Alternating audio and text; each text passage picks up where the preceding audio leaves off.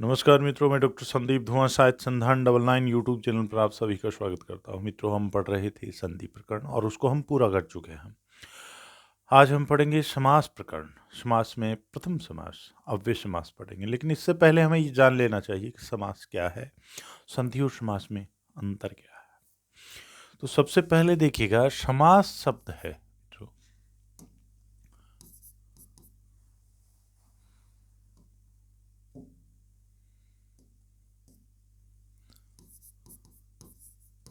ये दो शब्दों से मिलके बना है, सम और आस। सम का मतलब क्या होता है? पास पास। और आस का मतलब होता है बैठाना। दोनों का जोड़ने के बाद अर्थ क्या बनता है? शब्दों को पास पास बैठाना, शब्दों को जोड़ना। लेकिन संधि में भी यही होता है।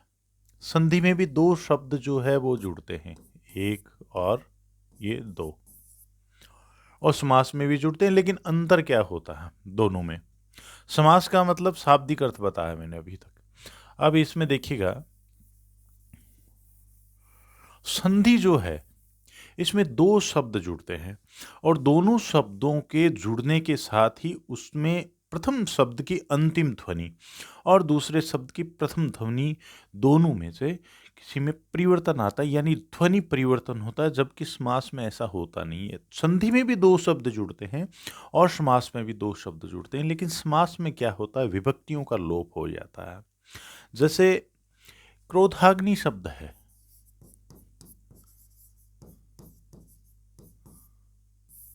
एक शब्द ये हो गया क्रोधाग्नि।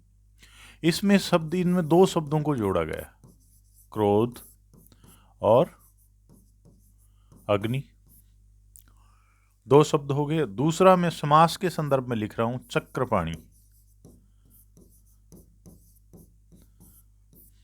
इसमें दो शब्द जुड़े हैं, चक्र और पाणी। ये संधि है इसमें और इसमें समास है। अब देखिएगा, संधि में क्या होता है? यहां इसमें दीर्घ स्वर संधि है। क्रोध में अंतिम ध्वनि इसमें क्या है मौजूद? ए है, हमने बाहर निकाल लिया। और यहां क्या है मित्रों? आ है। ए और आ मिलकर के क्या बनता है? आ बनता है। दो शब्दों को जब ने हमने जोड़ा है तो यहां बीच में परिवर्तन आ गया, ध्वनि परिवर्तन। किस तरह का परिवर्तन आया? ए और आ मिलके आ बन गया, ये ध्वनि परिवर्तन आ गया। जहां इस तरह का ध्वनि परिवर्तन आता हो तो वहां तो होती है संधि। अब ये वाला शब्द है, इसमें कहीं भी कोई ध्वनि परिवर्तन नहीं आया है। अब है, इसका मतलब चक्र है, पाणी में जिसके,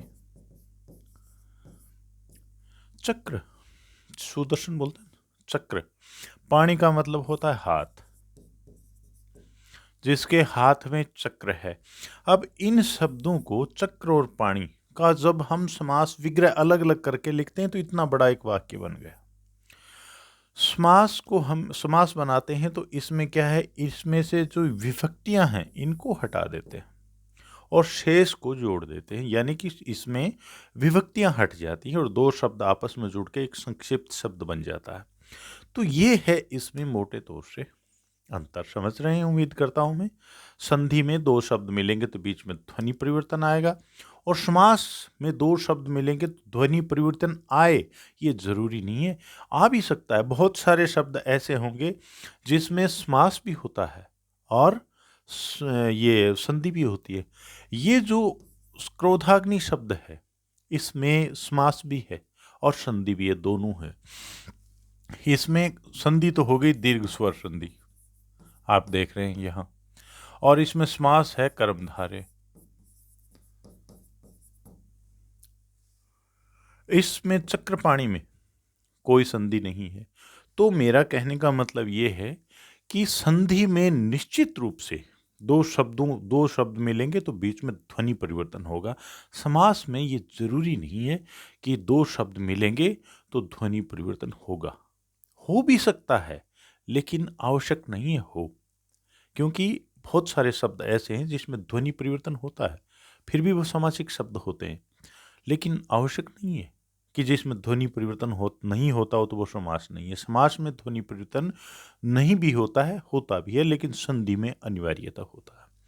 अब मित्रों, समास जो है इसको हम देखते हैं, इसको 6 भागों में बांटा गया। इसको जल्दी जल्दी करवा देता हूँ आपको, ज़्यादा वीडियो बड़े बन जाते हैं।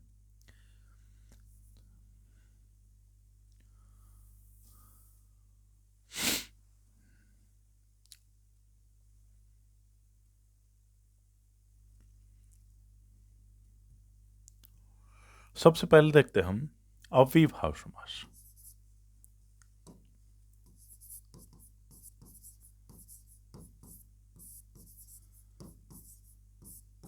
बड़ा सरल है, एक बार देख लेंगे कभी नहीं भूलेंगे।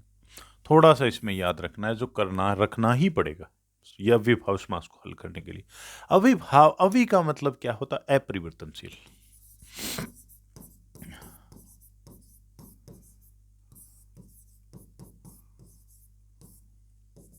ऐसे शब्द जिसमें लिंग वचन कारक काल की दृष्टि से कोई परिवर्तन नहीं आता हो, ऐसे शब्दों में क्या होता है?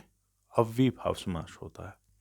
अब इसको आप मोटे तौर से ऐसे देखेंगे, प्रथम शब्द अव्यय हो, ठीक है, अव्यय हो, और इसको आप उपसर्ग भी मान सकते हैं, उपसर्ग हो, ठीक है। और दूसरा पद संज्ञा वगैरह कोई भी शब्द होना चाहिए। अब दूसरा नियम एक आपको ये याद रखना पड़ेगा इसमें, कि पहला संज्ञा हो और दूसरा ये वाले कोई भी शब्द अव्यय शब्द हो, ठीक है। और तीसरा नियम आपको ये याद रखना है कि संज्ञा प्लस संज्ञा, इतना याद रखना है आपको। एक तो वो शब्द आएंगे जिसमें प्रथम शब्द अव्यय हो और दूसरा शब्द संज्ञा हो, और इसमें प्रथम पद ही प्रधान होता है। और दूसरे इसको उल्टा कर दो, प्रथम पद संज्ञा हो और दूसरा शब्द अव्यय हो, और तीसरा संज्ञा और संज्ञा, यानी दो शब्द मिले हो। अब इसके उदाहरण देखें। अब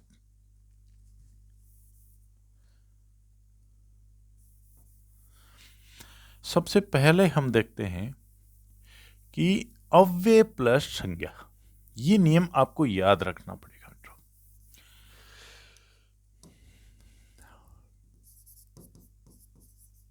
अव्यय प्लस संज्ञा। अब एक तो ये याद रख लें कि अव्यय जो प्रथम यानी पहले लगते हैं और कुछ अव्यय हैं जो बाद में लगते हैं। तो पहले वाले हैं आ, अति, अनु, उप, यथा, यावत, प्रति, वि, नि, नि, से, सह, सम, भर, वे, व, हर। इनमें से कोई सा भी अव्यय किसी भी शब्द के पहले लगा हो और उसके बाद संज्ञा शब्द हो, उसमें निश्चित रूप से क्या होता है? अव्ययीभाव समास होता है। अब इसमें देखें आप, जैसे यथा है, एक शब्द लिखता हूं मैं, यथा समय। ये शब्द देकर के हमें पूछ लिया जाए कि इसमें समास कौन सा है, तो हमारा तैयार क्या किया हुआ, ये वाला किया हुआ है, आति, अनूप, यथा, यावत, प्रति, विनि, सह, सम, भर, बे, वा, हर। तो हमने तुरंत ही इसको पहचान लिया कि इसके पहले क्या लगा हुआ है? यथा लगा हुआ है। और यथा हमने यहाँ पढ़ चुके हैं कि इनमें से कोई सा भी शब्द पहले लगा हो, उपसर्ग पहले लगा हो और उसके बाद संज्ञा हो, तो अव्ययीभाव समास होगा। अब इसके साथ एक चीज और ध्यान में रखनी है, इनमें से कोई सा भी उपसर्ग पहले लगा हो और उसके बाद संज्ञा लगी हो और कोई शब्द बनता है, तो फिर उसके बाद ये तो हमने मान लिया क्या बन गया, यथा क्या है, अव्यय है, ठीक है, अव्यय, और बाद में समय क्या है, संज्ञा। यह शर्त तो पूरी होती है इसमें। उसके बाद हमें सबसे महत्वपूर्ण है यह देखना है कि जो शब्द बना है यथा समय, यथा समय ये शब्द बना है, इस शब्द को लिंग वचन कारक काल की दृष्टि से क्या परिवर्तित कर सकते हैं? नहीं कर सकते। इसकी जगह मैं लड़का शब्द लिखता हूं, इसको कर सकते हैं, लिंग की दृष्टि से कर सकते हैं। क्या बना सकते हैं इसको, लड़की। वचन की दृष्टि से भी परिवर्तित कर सकते हैं, लड़के, बहुवचन हो गया। परिवर्तन हो रहा है ना, इस शब्द में परिवर्तन करके दिखाओ। न तो लिंग की दृष्टि से इसमें परिवर्तित हो रहा है, न वचन की दृष्टि से हो रहा है, न काल की दृष्टि से, न कारक की दृष्टि से, किसी भी एंगल से परिवर्तित नहीं हो रहा। यदि परिवर्तित नहीं हो रहा है कोई शब्द, तो उसको हम कहेंगे ये अव्यय शब्द है। यानी दो शब्द मिले, ये संज्ञा और प्रत्यय उपसर्ग मिलकर के शब्द बना है, इसमें कोई परिवर्तन नहीं हो रहा है, तो ये अव्ययीभाव समास का उदाहरण हो गया। अब आपको याद क्या रखना है मित्रों, एक तो ये रख लेना, किसी भी शब्द के पहले इनमें से कुछ भी लगा हो और उस शब्द में परिवर्तन होता है कि नहीं होता है। इनमें से कोई सा भी पहले लगा हो, उसके बाद कोई संज्ञा लगी हो और कोई परिवर्तन नहीं होता हो, लिंग वचन कारक काल की दृष्टि से परिवर्तन नहीं होता हो, तो समझ जाना आप इसमें अव्ययीभाव समास है। अब एक चीज और देखेंगे आप, दूसरा हमें यह देखना है कि पहले संज्ञा, ये किसका उदाहरण है, अव्यय और संज्ञा का। दूसरा मैंने बताया था पहले संज्ञा और बाद में क्या आएगा, अव्यय। इसमें आपको ये याद रखना है, अर्थ अनुसार भर उपरांत और पूर्वक, इनमें से कोई सा भी शब्द के बाद लगा हो, पहले संज्ञा शब्द हो और उसके बाद इनमें से कोई सा भी अव्यय लगा हो, तो आप मानेंगे कि ये अव्ययीभाव समास का उदाहरण है। जैसे अर्थानुसार,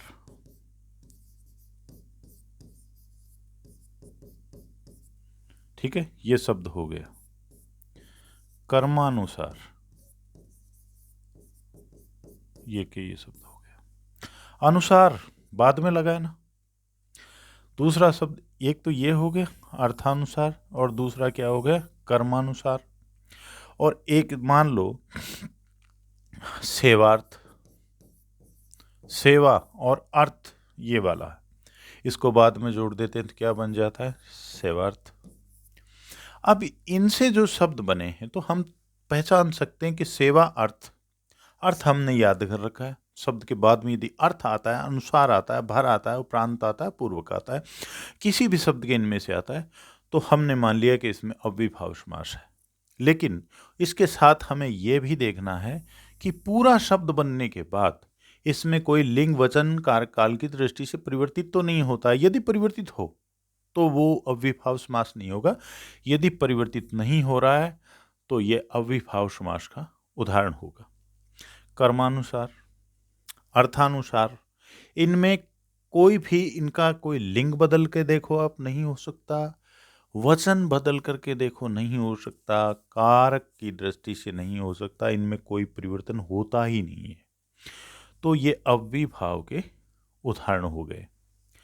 अब इसमें मैंने आपको कहा था याद क्या रखना है आपको, ये एक तो ये रट लेना है मित्रों एक, और दूसरा रट लेना है ये वाला, कौन सा, अर्थ अनुसार भर उपरांत पूर्वक। तो पहले में तो अव्यय प्लस संज्ञा ये याद रखना है, और साथ में पहले जो अव्यय हैं वो कौन से हैं, ये हैं, और दूसरे में फिर क्या याद रखना है, संज्ञा और प्लस अव्यय।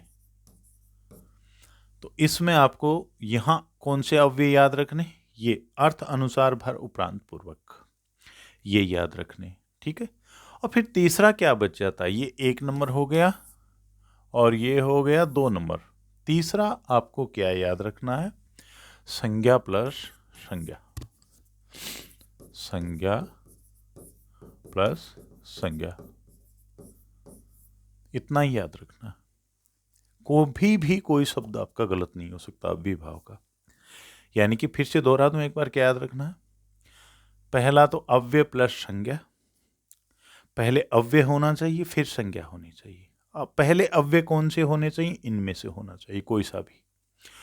और दूसरा क्या करना है, पहले संज्ञा होगी फिर अव्यय होंगे, तो दूसरे आगे जो अव्यय मिल लगते हैं संज्ञा के बाद वो कौन से होने चाहिए, अर्थ अनुसार भर उपरांत पूर्वक।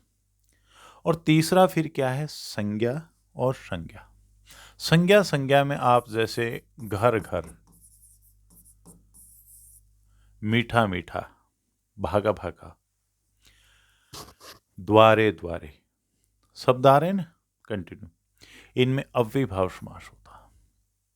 इनके बीच में ये अलग बात है कि किसी में भागम भाग, मैं आएगा, ओ आएगा, ए आएगा, वो बड़ा सरल है, उसको भी एक बार देख लेना, समझ में आ जाएगा। तो मैं उम्मीद करता हूँ ये तो बड़ा सरल है, कुछ भी ऐसा नहीं है कि इसमें न समझने वाली बात है ही नहीं।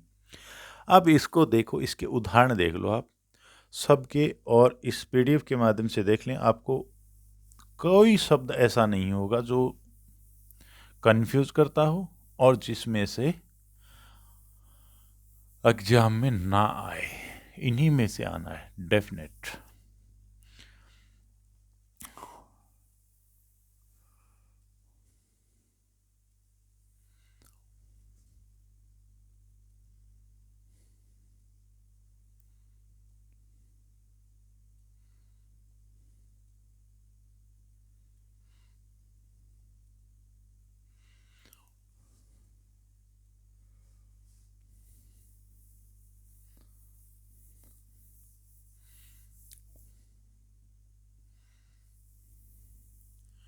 अब इसको आप देख सकते हैं, अविभाव समास की संरचना 4 प्रकार से होती है। सबसे पहले मैंने आपको बताया था, वो ही हम पढ़ेंगे। सबसे पहले वाला क्या है मित्रों, प्रथम पद उपसर्ग, यानी पहले अव्यय हो और बाद में क्या हो, संज्ञा हो। अव्यय कौन कौन से बताए थे, आ अति अनु उप यथा यावत प्रति वीनी सम भर बेबा हर, और उसके बाद संज्ञा लगी हो। सबसे पहले आ का देखें आप, जैसे ये शब्द बन गया आकंठ, कंठ शब्द अलग से दिख रहा है, उससे पहले क्या लगा है, आ उपसर्ग लगा हुआ है। आ उपसर्ग कह सकते हैं या अव्यय लगा हुआ है। अब इस पूरे शब्द को परिवर्तित करके देखो आप, लिंग वचन कार काल की दृष्टि से क्या परिवर्तित होता है, आकंठों हो सकता है क्या, आकंठी हो सकता है क्या, नहीं हो सकता। इसका मतलब बहुवचन करोगे आप तो आकंठों, कभी कोई शब्द ही नहीं होता है। स्त्रीलिंग करोगे इसका, आकंठी होता ही नहीं है, कोई परिवर्तन नहीं। आ समुद्र, आजीवन, आजन्म, आजानु बाहु, जानू घुटनों को कहते हैं, आजानु बाहु, आ का मतलब तक, घुटनों तक जिसकी भुजाएं हों। आ के उदाहरण देखें आप, प्रत्येक जितने भी हैं आ अति के उदाहरण, अनु के, उप के, यथा के, यावत के, प्रति, वी, नी, प्रत्येक के पर्याप्त उदाहरण दिए गए हैं। तो इससे आपको काफ़ी हद तक हेल्प मिलती है अभ्यास करने में, क्योंकि नियम पढ़ लेना कोई ज़्यादा महत्वपूर्ण नहीं होता, जब तक हम उसका अभ्यास नहीं कर लेते तब तक कोई मतलब नहीं। अब हम प्रत्येक का पढ़ेंगे, आ का चल रहा है अभी ये, ठीक है। अब नेक्स्ट देखें, ये जितने भी शब्द हमने पढ़े थे मित्रों, आबाल वृद्ध, आ बाल वृद्ध, बालक से लेकर वृद्ध तक कोई परिवर्तन नहीं होता है। पहले आ उपसर्ग अव्यय लगा हुआ है, बाद में आगे क्या है, बाल संज्ञा लगी हुई है। और फिर पूरे को हम देखते हैं तो इसमें कोई भी परिवर्तन नहीं हो सकता, यानी पूरा शब्द ही क्या बन गया है, अव्यय बन गया है। और अव्ययीभाव समास का मतलब ये होता है दो शब्द मिले हों लेकिन पूरे मिलकर के जो शब्द बनता है उसमें कोई परिवर्तन नहीं होना चाहिए, वहीं अव्ययीभाव समास होगा। अब इसके उदाहरण आप देख सकते हैं। आपान भोजन, सबके आगे भी लिखा हुआ है, आमरण, आकर्ण, आमूल चूल, और उसके बाद अति, अति हिम, अति परिचय, अत्यावश्यक, अति आवश्यक। ऐसे में आपको पहले भी मैं पढ़ा चुका हूँ। यहाँ यण संधि है इसलिए विच्छेद करेंगे तो आप क्या करेंगे, अति य का ई हो जाएगा, अति आवश्यक, अति आधुनिक, अति वृष्टि, अत्यंत। बस आपको देखना इनमें ये है, कोई भी शब्द ऐसा है क्या जिसको आप परिवर्तित कर सकते हैं लिंग वचन कारक की दृष्टि से, नहीं होता है। ये अति के उदाहरण हैं। उसके बाद देखिएगा अनु के उदाहरण, अनुभाग, अनुसूची, अनुखंड, अनु, ये सब इसके उदाहरण हैं। देखते जाए, स्क्रीनशॉट ले लें, उसके बाद अभ्यास करते जाए। अति, उसके बाद क्या है मित्रों, अनु, अनुकूल, अनुदेश, अनुश्रुति, श्रुति के अनुसार, अनुभूति, अनुकूल, अनुदेश। सब में आप जिस नियम को पढ़ते हैं तो साथ साथ में ये अभ्यास का मतलब ये है कि आप देखते जाएं कि प्रथम शब्द अव्यय है कि नहीं है, जो हमने पढ़े थे उनमें से है, और आगे कोई संज्ञा शब्द है या किसी प्रकार का कोई शब्द है, और दोनों मिलकर के इसमें परिवर्तन तो नहीं हो रहा है। यदि परिवर्तन नहीं हो रहा है तो अव्ययीभाव समास है। ये शब्द आप देख सकते हैं, अनुपल, अनुक्षण, अनुगंग, अनुहरि। उसके बाद उपखंड, उपभाग, उपजिला, उपनेत्र। कोई शब्द ऐसा नहीं है जिसमें परिवर्तन होता हो, सब अपरिवर्तित शब्द हैं लिंग वचन कारक की दृष्टि से। उसके बाद देखें आप यथाक्रम, इस शब्द को आप बदल के देखें, क्या बदल सकते हैं, नहीं बदल सकते। तो यथाशक्ति, ये शब्द बहुत बार पूछा गया, विविध परीक्षाओं में बहुत बार पूछा गया। यथाशक्ति शब्द में कौन सा समास है?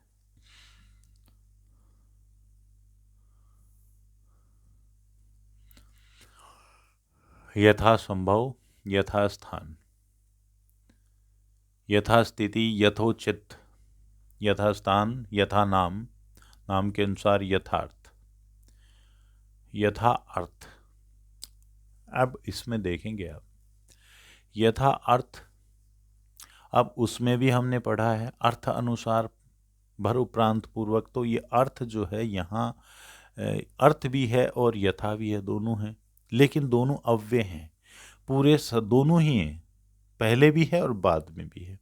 पहले हमने यथा पढ़ा है और बाद वाले में क्या पढ़ा है, अर्थ अनुसार भर उपरांत पूर्वक, अर्थ भी इसमें आ गया, यथा अर्थ। लेकिन यहाँ दोनों को मिलाने के बाद, जरूरी नहीं है यहाँ अर्थ जो आया ये संज्ञा वाला आया है, तो यहाँ यथार्थ शब्द जो है इसमें आप परिवर्तन करके देखें, यथार्थ का बहुवचन करके देखें, लिंग बदल करके देखें, नहीं होता है।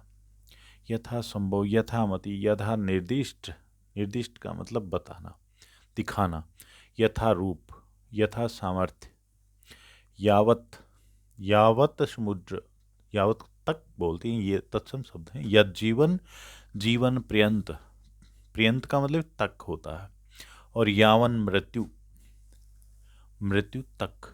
यहाँ यावन मृत्यु, इसका देखेंगे तो आप देखेंगे कि इसमें यावत तो है नहीं, न कैसे आया। तो इसमें नियम है मित्रों एक, यावत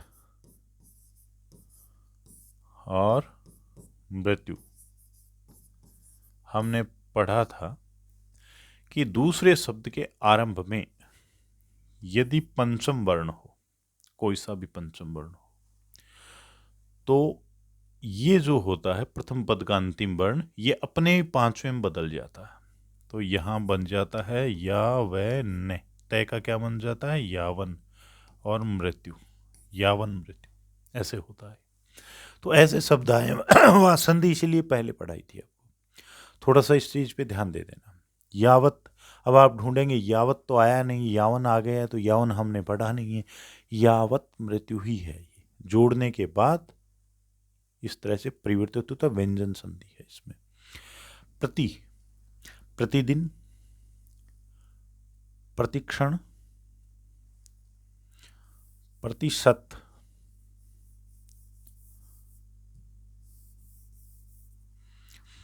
प्रतिशत, प्रत्येक शत, शत का मतलब होता है 100।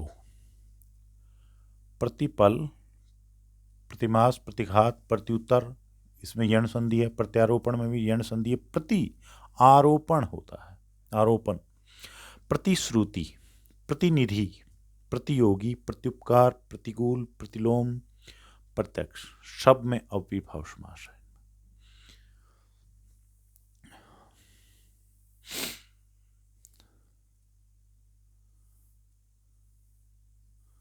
प्रतिकृति, प्रत्यंग, प्रति अंग, प्रति एक, प्रतिवर्ष, प्रतिहिंसा, प्रतिशोध, प्रतिरोध, प्रतिध्वनि, प्रत्यर्पण, प्रति अर्पण होता है, इसमें यण स्वर संधि है।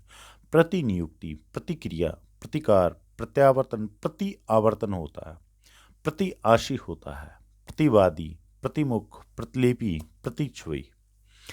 वी, विज्ञान, वी विशेष रूप से, विज्ञान का मतलब होता है ज्ञान, विशेष ज्ञान, यानी कि जहाँ क्रमिक अध्ययन होता हो किसी भी विषय का, वहाँ उसको विज्ञान कहते हैं। जैसे राजनीति विज्ञान भी है, जीव विज्ञान भी है, क्रमिक अध्ययन होता है। वी और ज्ञान अलग से दिख रहा है, लेकिन विज्ञान, विज्ञानों तो होता ही नहीं है, परिवर्तन नहीं होगा, कोई भी शब्द में परिवर्तन नहीं होगा। विज्ञापन, विखंडन, विभेद, विनियोग, विभक्ति, विनाश, विदूषक, विशेष, विकिरण, विकिरण, विशेष रूप से किरण, और विशेष किरण, फैलना। आकीर्ण, विकिरण, यहां विकिरण जो है वो वाला है, आकीर्ण विकिरण वाला तत्सम शब्द है ये।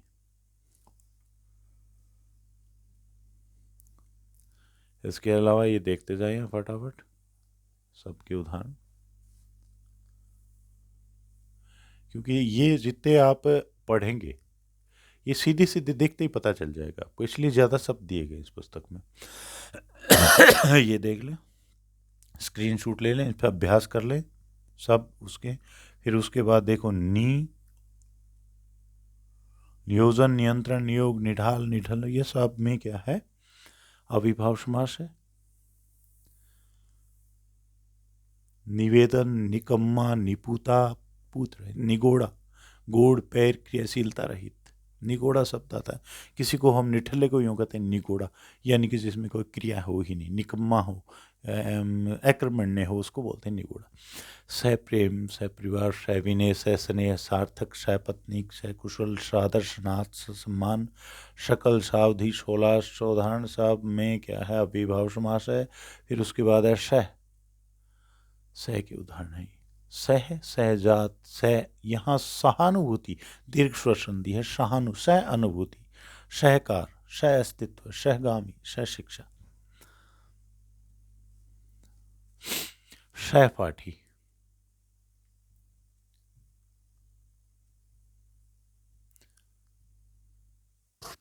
सहभागी, सहोदर, सह उदर, एक ही उदर से जन्म लेने वाले, सहोदर सगे भाई को बोलते हैं। सहधर्मी, साथ साथ धर्म निभाने वाला, सहवास, साथ साथ रहने वाला, सहचर, सहवर्ण, सब में अविभाव समास है। अब इसको ये भी देख ले आप, सब शब्दों में अविभाव है।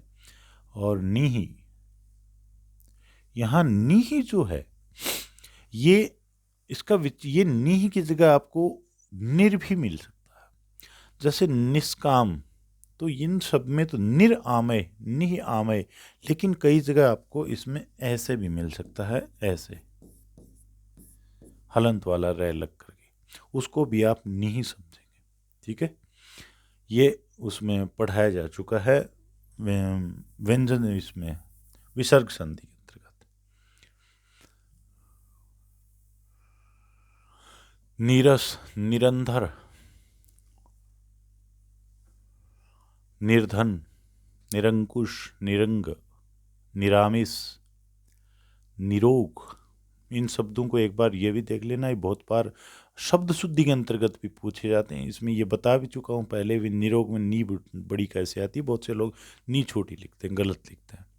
भर, भरपूर, भरसक, भरमार, भरकोश, भरपेट, बेशक, बेलग, ये फारसी के शब्द हैं। बेजान, बेनजीर, बेशरम, बेचारा, बेपनाह, बेगम, ये सब क्या है, ये शब्द भी फारसी के हैं। हर, हर रोज, प्रत्येक दिन।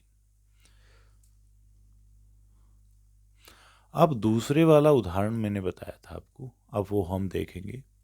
पहले वाले में तो हमने देख लिया कि पहले अव्यय शब्द हो और उसके बाद संज्ञा हो। अब उल्टा कर देते हैं इसको दूसरे नियम में, पहले संज्ञा हो और बाद में अव्यय हो। अर्थ, अर्थ अनुसार भर उपरांत पूर्वक इतना ही होता है इसमें, इतने याद रख लेना। तो अवलोकनार्थ, अवलोकन और अर्थ, दानार्थ, दान और अर्थ, प्रचारार्थ, प्रचार और अर्थ, वर्णार्थ, वर्णन और अर्थ, जीविकार्थ, जीविका और अर्थ, ज्ञानार्थ। सब में यहाँ अर्थ का अर्थ मतलब क्या है, के लिए। निरीक्षणार्थ, दर्शनार्थ, विवेचनार्थ, योजनार्थ। ठीक है मित्रों। अब दूसरा बताया अर्थ के बाद, अब हम बताया था दूसरा क्या था, अनुसार, सत्यानुसार, शक्ति अनुसार। ये का क्या बन जाता है, यण स्वर संधि में ई बन जाता है, शक्ति शब्द बनता है। श्रद्धानुसार, कर्मानुसार, कथनानुसार, क्रमानुसार। ये क्रम लाइन में जो 1 2 3 वाला है वो ये, और ये जो है हमारे कर्म जो भी हम कार्य करते हैं। भावानुसार, योजनानुसार, सामर्थ्यानुसार, शास्त्रानुसार। दूसरा है भर, अर्थ अनुसार भर, और 2 और बच जाते हैं उपरांत और पूर्वक। भर रात भर, दिन भर, वर्ष भर, जहाँ भी भर लगा हो और दोनों को मिला करके आप देख लें कि इसमें परिवर्तन नहीं हो रहा, तो सामान्य तौर से अव्ययीभाव समास है। तदुपरांत, उपरांत, तदुपरांत, शयनोपरांत, भोजनोपरांत, विवाहोपरांत, जन्म। ये पूर्वक, कुशलतापूर्वक, ध्यानपूर्वक, विवेकपूर्वक, दयापूर्वक, उत्साहपूर्वक। अब तीसरा बिंदु कौन सा बचता है? तीसरा बचता है शब्द और शब्द, यानी संज्ञा और संज्ञा वाला। अब तीसरा आप इस तरह से देखें, पुनरावर्ती मूलक, एक शब्द और उसी शब्द की पुनरावर्ती होती है तो उसको कहेंगे पुनरावर्ती मूलक शब्द, यानी ये तीसरा नियम है।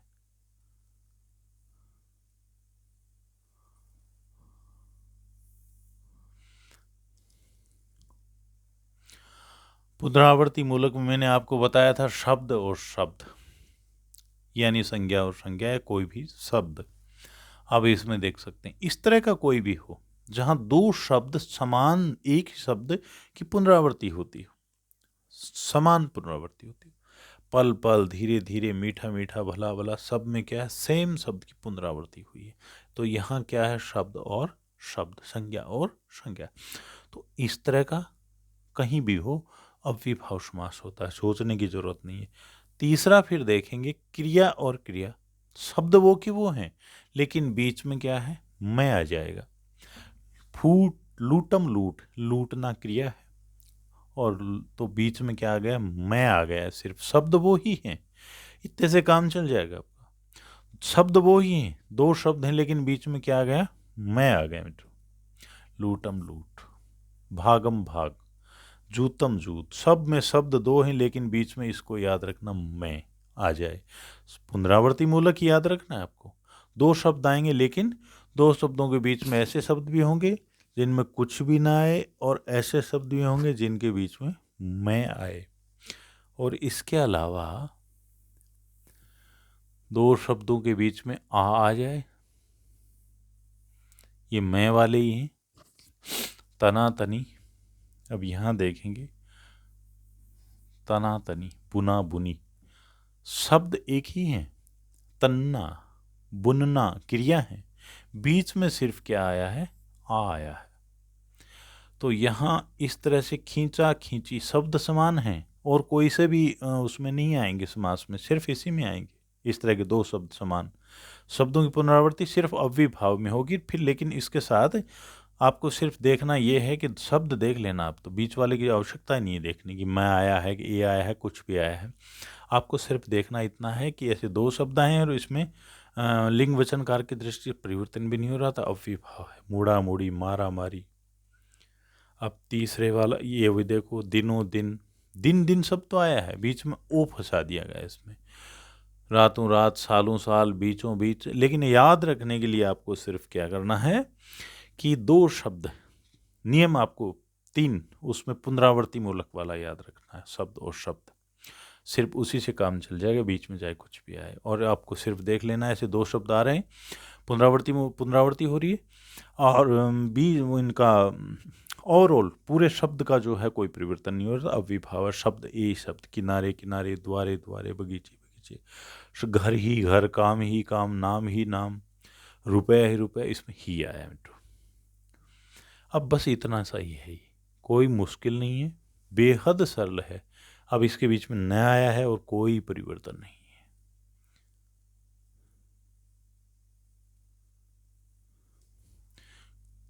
शब्द प्रक्रिया वही है, कोई अंतर नहीं है। दो शब्द हैं, पुनरावृत्ति कोई शब्द है, कोई की पुनरावृत्ति हुई है। अब आपको याद इतना ही रखना है, कोई कोई, बीच में चाहे न आए, चाहे आए, ओ, ए, ही, कुछ भी आए, पुनरावृत्ति देखनी है, बाकी कोई समास में नहीं होती है। और पुनरावृत्ति देख करके फिर ओवरऑल आपको ये देखना है कि पूरे में कोई परिवर्तन नहीं हो रहा, तो अव्ययीभाव समास होगा।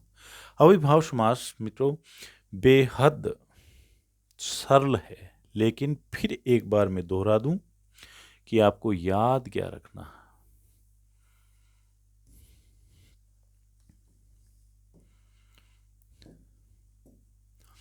याद फिर से, पहला क्या है, अव्यय प्लस संज्ञा, इतना याद रख लेना। और दूसरे में क्या है, संज्ञा प्लस अव्यय। और तीसरा याद क्या रखना है, शब्द प्लस शब्द। तीन यदि आपने इस तरह से याद कर ली तो 50% तो ये तैयार हो जाता है। फिर आपको दूसरे चरण में आपको क्या याद रखना है, इसमें पहले आने वाले अव्यय कौन कौन से हैं, आति, अनूप, यथा, यावत, प्रतिविनीनी, सहसा, संबर, व्यवहार। यहाँ दूसरे में आने वाले अव्यय कौन कौन से, अर्थ, अनुसार, भर, उपरांत, पूर्वक। 5 याद करने, और तीसरे में याद करने वाला कुछ है ही नहीं। तो मित्रों ये था अव्ययीभाव समास। कल हम पढ़ते हैं आगे वाला समास। 6 वेद हैं समास के, तो छोटी छोटी क्लास में 6 में पूरे हो जाएंगे। तो आज की क्लास यहीं तक मित्रों, धन्यवाद।